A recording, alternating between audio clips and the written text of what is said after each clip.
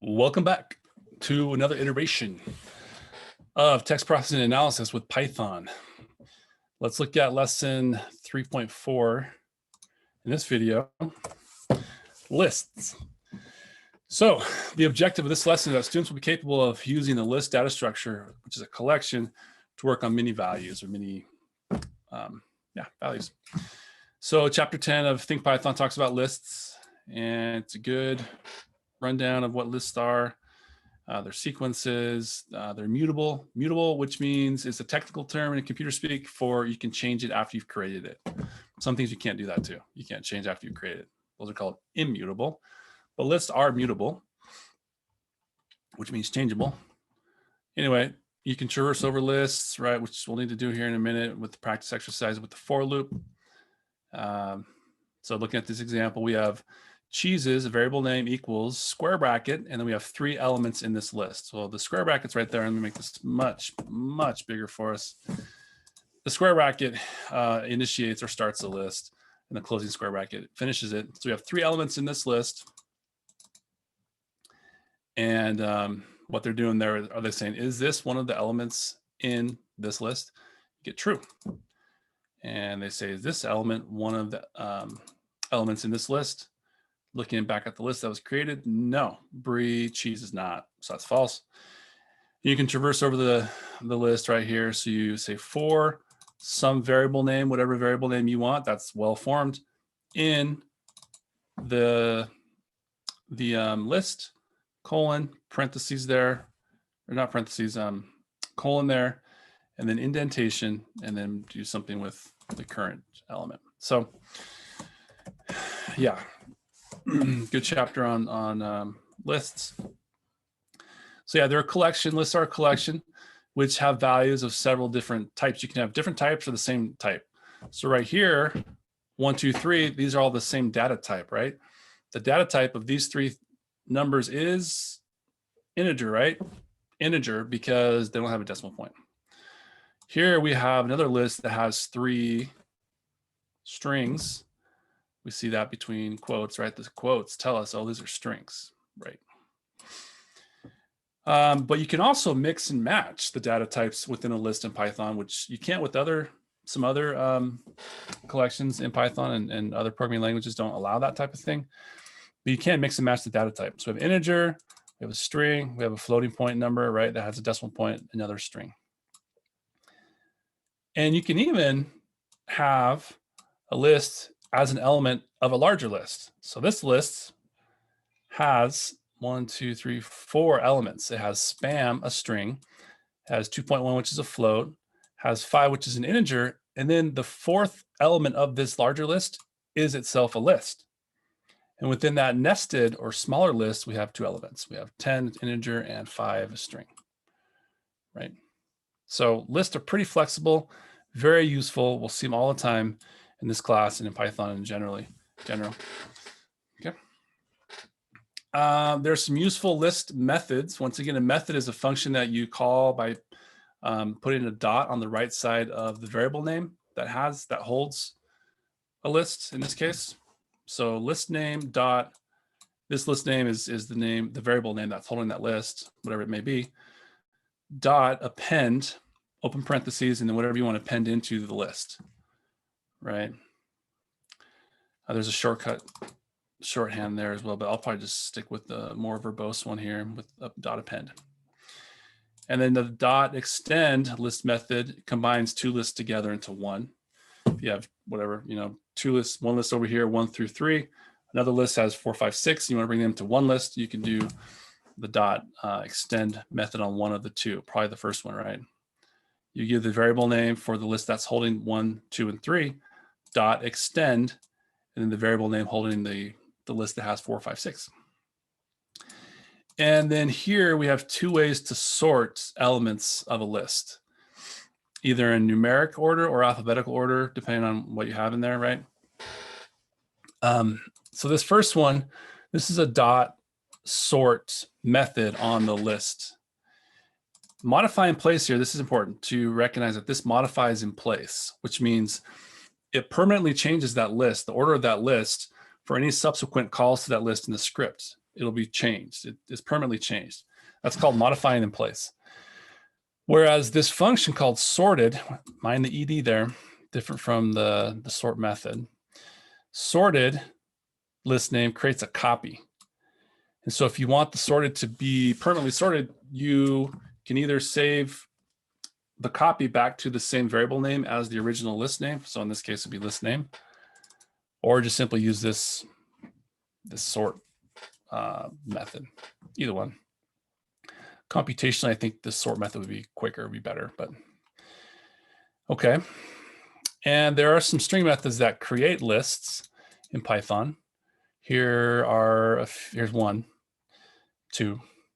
So I have a string here, right? Because it's between quotes, single quotes in this case. That's one big string, even though there are 4 words.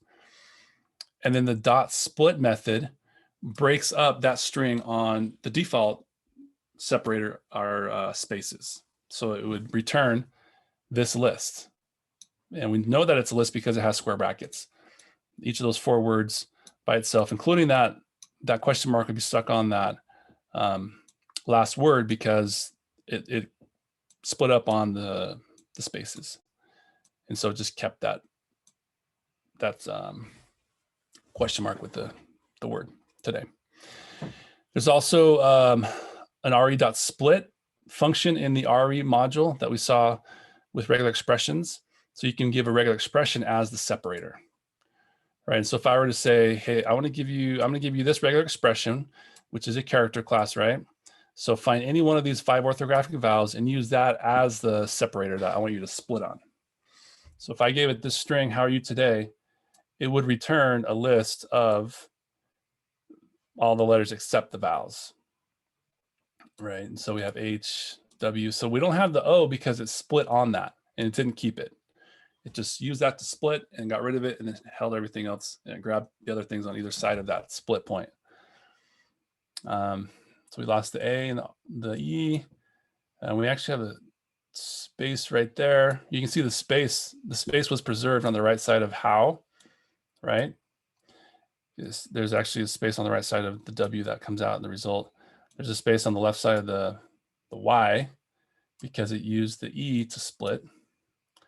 And we have a blank, okay, we have a blank element here because we had 2 breakpoints right there. And when you have 2 breakpoints like that next to each other, it leaves an empty element. There's actually nothing in this element between those single quotes. Okay, so anyway, that's how you can split up a sentence into words. One of the ways. There's a useful string method that takes a list as the input. So this is a little bit wonky, a little bit hard to understand, but we have a list here, right? Let's look at the list first. We have square bracket. We have 4 elements in the list, those 4 words plus the question mark stuck on the last word, right, between square brackets. That's a list. And then we have this dot join string method, right? And we're joining it to this string, which is a space. A space between quotes is a string, and the data type is a string. So this is a join method. It's a little bit wonky to read, but what happens is you take this string, which is a space, and you join together the elements of this list and you combine them with the string that you have over here. So in the end, you end up with the string that is, how are you as one string with a space between each of the elements, right? So how and R will be separated by space. That is the case. Can't see it because it's divided by lines on this lesson plan, but you see right there the space. So that's another useful string method that takes as input a list. Okay, let's try some practice here. Number 1 says, write a program that asks the user for a sentence about him or herself and simply prints back to the user each word on a new line. So you're going to need, right, the split method. So give that a try. Pause the video for a few minutes and see if you can make a program that does this. That takes input from a sentence or 2, input from the user, and simply prints back to the user 1 word on each line. Okay, ready, set, pause.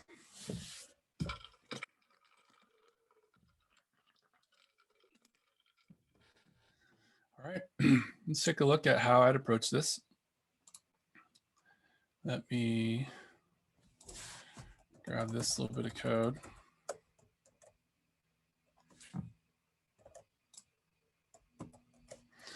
All right, so line 2 gets the input sentence from or 2 from the user.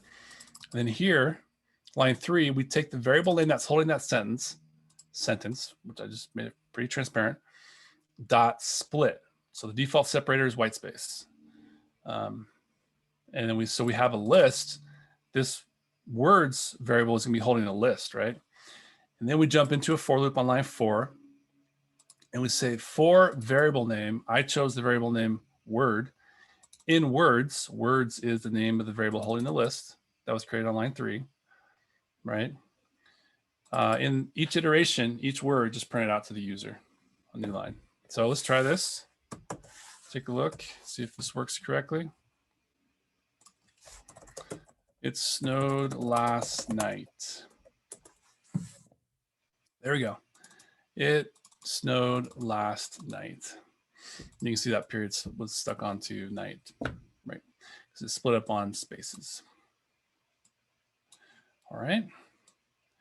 So if you'd like to stop the video and take a look at my code or look at it in the solution file, go ahead and do so and make your program work on your computer before we move on.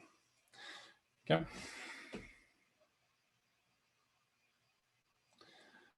All right, let's see how we can modify this. Modify the previous program so that the words printed back to the user are in alphabetical order. All right, hint here, you'll need to force case, that is either go push everything to uppercase or everything to lowercase. As we saw in a previous lesson, capital H and lowercase h are considered to be, are not considered to be the same word by the Python interpreter. I'm gonna change this, are considered to be different letters by the Python interpreter. So you need to force case, meaning push everything to upper or everything to lower, one or the other. Okay, so pause the video and try this for a bit. Modify the previous program so that the words printed back to the user are in alphabetical order. Ready, set, pause. All right, let's take a look. And let's give it a try. Same thing here, right? And here I push the string that is pulled in by input to uppercase. You can, once again, this is a string method. The dot upper is a string method. So it only works on strings, and sentence right now is a string, right? This would not work on a list. If I tried this on a list, it would error out.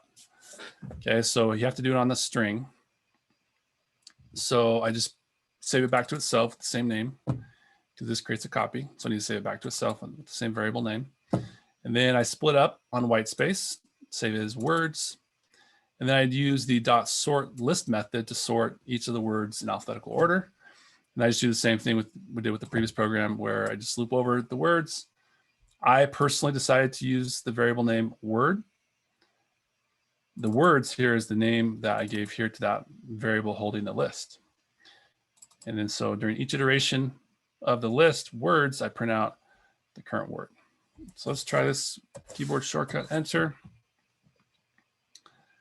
And I'll just do the same thing. It snowed last night, exclamation point this time. There we go. Uppercase, and they are sorted. So we have I of it first, and then last, and then the N of night, and then the S of snow. Right, so it switched the order a bit here. It moved last from the third word up to the second word, and night, which is the fourth word, up to the third word, and then snow is at the end because it's the last letter among these 4 letters, right? I, L, N, S. So that function right there, that method, that list method right there does that sorting. Okay, if I'd like to pause the video and look at my code, do so now. All right, let's try the next modification. Modify the original program so that every other letter is uppercase. I have some hints. You'll need to create a counter to keep track of the number of iterations, and you'll need to use the modulus operator to determine whether the current iteration is an odd numbered iteration or an even numbered iteration.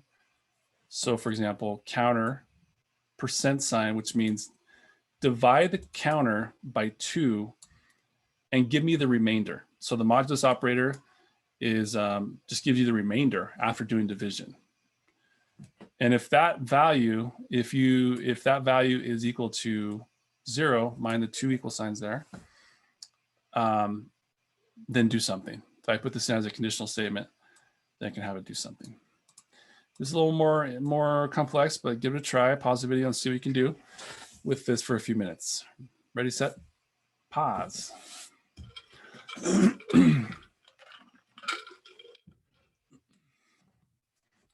All right, let's take a look. Modify the original program so that every other letter is uppercase. Let's try that.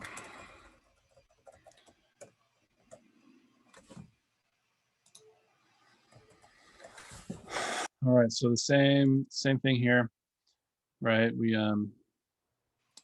get some input from the user with the input function. We split it up with the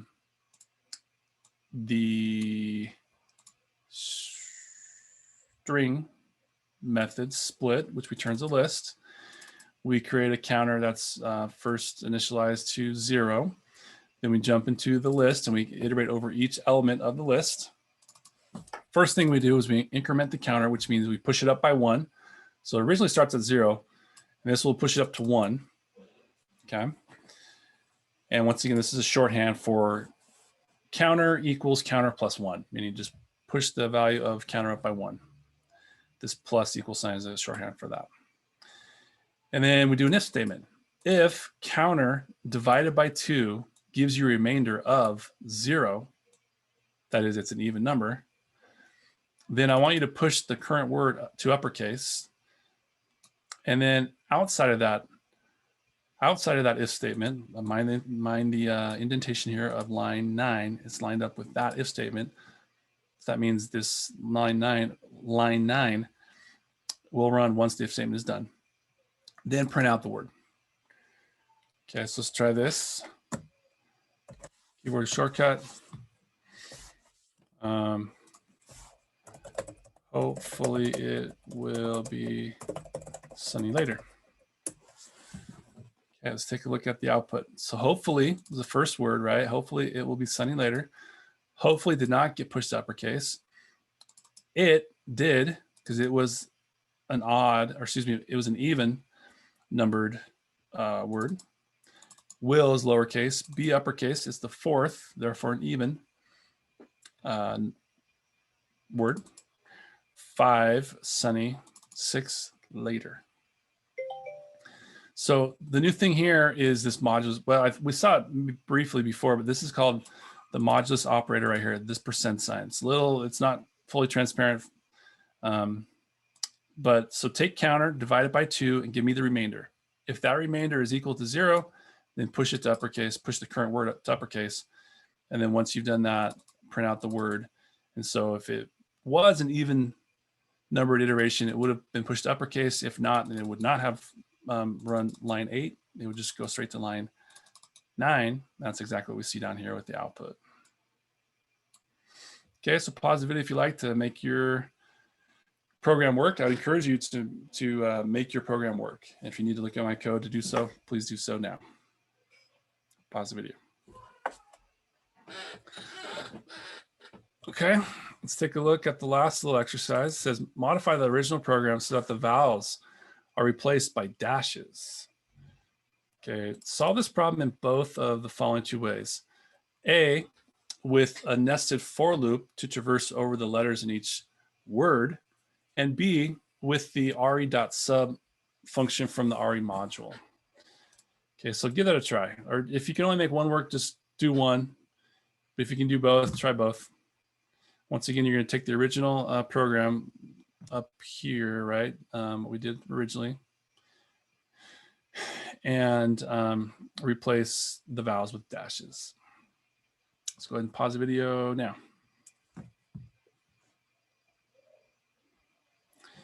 Okay, let's take a look at this. We're going to replace the vowels with dashes. And that's solution A here. I'll just do solution A first. Okay. Input, get the same thing, right? Get some input from the user. We're going to split up that string into a list of words, a list of elements divided, that were divided by spaces or white space in the original string. We're going to loop over those words, which is a list, right? Words is a list. And so this variable name is something I just chose to be transparent. I say output word is nothing. There is an empty string. Okay. So we can put a for loop within a larger for loop, right? We actually saw that when we saw loops.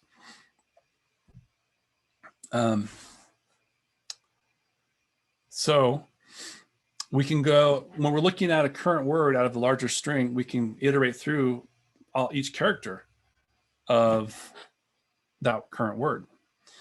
And so we're going to do that. We're going to say letter, this is a variable name I chose, for letter in the current word, right? This variable right here coming in.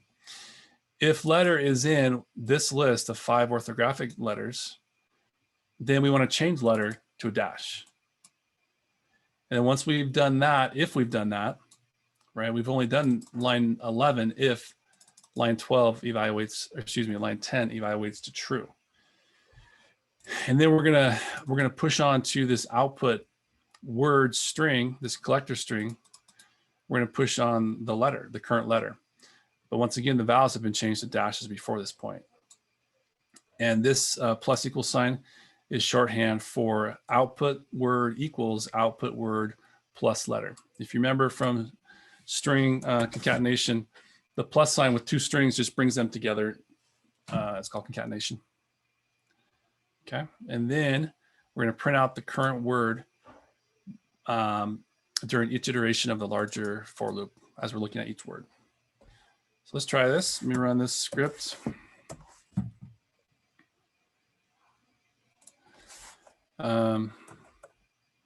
I love my family and students. How about that? Let's take a look.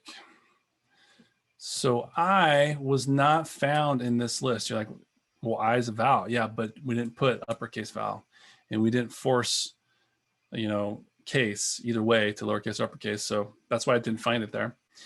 Love, yeah, we changed the O of love and the E of love to dashes there. My came through unaltered. Family, the A and the I of family are changed. And students. Yep, these vowels are changed, at least lowercase vowels, right, were changed. Okay, so again, the logic here is that we get a sentence, we break it up into words, we loop over each word, and then within, as we're looking at each word, we loop over each character and say, is the current character one of these 5? That is orthographic vowels, lowercase. If so, I want to change that current character to a dash, and then I want to push it onto this collector string here. And then once we finish this for loop, let's just print out the current word like that. So that's one way. That's probably a more complex way than the second way. Second way is probably easier. It is easier. Right, you always want to write fewer lines of code, fewer keystrokes. So this is the easier way. Okay, we have to import the RE module that has the re.sub function that we need to use. So we need to do that import up here, or at least before we use it. It's conventional to put the import RE statement at the top of your script, or any import statements at the top of your script. Okay. Get a sentence, break it up into words that this is a list, right, of elements of words. I'm gonna loop over each word in that list. And then what we're gonna do is we're gonna use re.sub to search for, once again, this is a regex, right? It's just called a raw, this R makes it a raw string, but if you want to think of it as a regex, that's fine too. But you should always put an R before your opening double quote with regexes. You cannot, but you'd have to do 2 backslashes if you need a backslash. Anyway, I would encourage you just to always use an R before the opening double quote of a regex.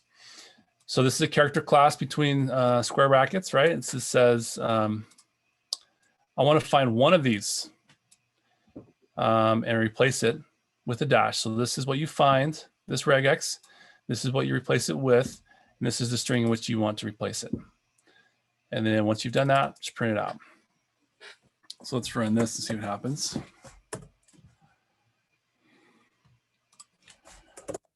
Students are awesome and smart. All right.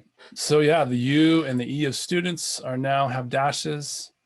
The A and the E of R are also dashes now. Awesome, right? The A, E, O, and E of awesome, you can see. So it worked, okay? So yeah, the re.sub is useful in this situation as well. I'd like to pause the video and look at that solution, do so now, or you can look at the solution file in the CMS. Okay. So that is a quick rundown of lists. And they come up all the time. They're so useful in programming. They're a collection of things. So that is the end of lesson 3.4. See you next time.